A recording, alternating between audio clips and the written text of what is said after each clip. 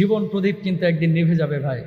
এই যে চেয়ারটা, যে চেয়ারের উপর আজকে কথা বলছি, আলোচনা করছি, আমি হয়তোবা কালকে মারা যাবো, চেয়ারটা চেয়ারের জায়গায় থাকবে, এই টেবিলটা টেবিলের জায়গায় থাকবে, এই মাইক্রোফোনগুলো হয়তোবা অন্য স্কলারের কাছে যাবে, তারপরে মুসল্লিরা হয়তোবা অন্য আলোচকদের আলোচনা শুনবে, ক্যামেরাটা হয়তোবা এই ক্যামেরার লেন্সগুলো অন্য একজন স্কলারের দিকে ফোকাস হবে, কিন্তু আমি থাকবো না। আমিহীন দুনিয়া দুনিয়ার গতিতেই চলবে, আপনিহীন দুনিয়া আপনিহীন চ্যানেল চ্যানেলের গতিতে চলবে, আপনিহীন মসজিদ মসজিদের গতিতে চলবে। আমি কি নিয়ে যাচ্ছি? শোনেন, মানুষ যখন মারা যায়, বিশেষ করে বাপ মা অথবা খুব কাছের কেউ, টিকবো কিভাবে এরকম চিন্তা হয়, যে আমি বাঁচবো কিভাবে, আমি পৃথিবীতে টিকবো কিভাবে, টিকে আছেন না? তো আপনি ছাড়া আপনি মনে করছেন পৃথিবীটা স্তব্ধ হয়ে যাবে? না, পৃথিবীর আপন গতিতে চলবে।